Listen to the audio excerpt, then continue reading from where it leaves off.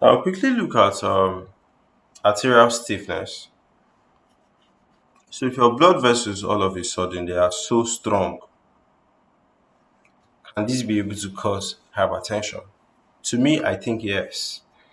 And the reason here could be that the blood vessels are now strong and they are no longer flexible for blood to pass smoothly. You know, when they are flexible, they expand when there's high pressure. But when they are stiff, they are just in one side. You understand? And when there's high pressure, they don't actually, succumb to it. So just so you know, when you say an artery is stiff, this is when the artery has lost its ability to expand, okay, and respond when the blood flow is high. So it leads to a lot of high systolic blood pressure, okay, low diastolic pressure, and there's increased pulse pressure. So pathophysiology, if there's lots of elasticity, you should know that what healthy arteries should expand when the blood flow is increased. Do you understand? But when there's stiffness, it's not being able to increase when like expand when it's needed. You understand? So there's raised systolic pressure. So blood ejected from the heart is facing what rigid arteries and is not able to maneuver freely.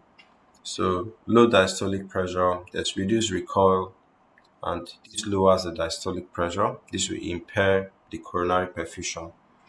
So there's increased pulse pressure too. So the difference between systolic and diastolic pressure widens. So this stresses the heart, it stresses the brain, stresses the kidney, it stresses the whole of the body.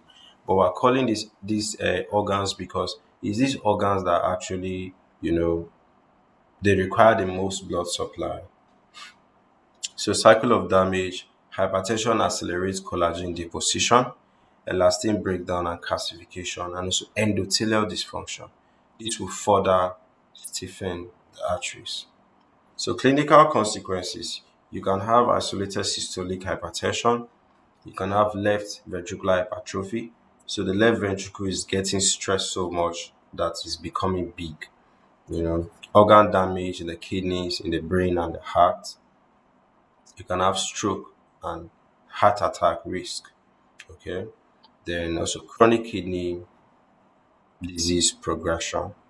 Okay. So measurement is you do several tests like the pulse wave velocity and also the augmentation index test.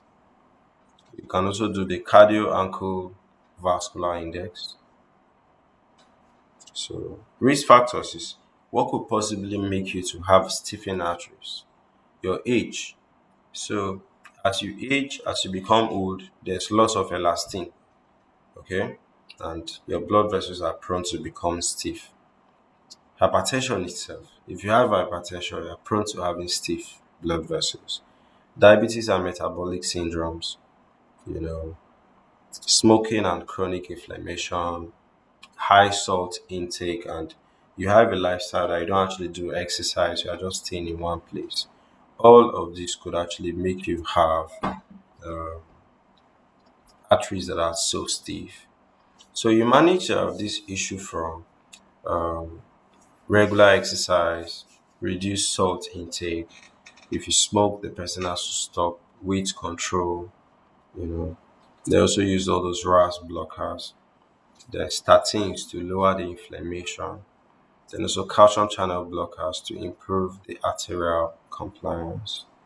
So this is what we have as regards arteries that are stiff, okay, and how they could cause hypertension.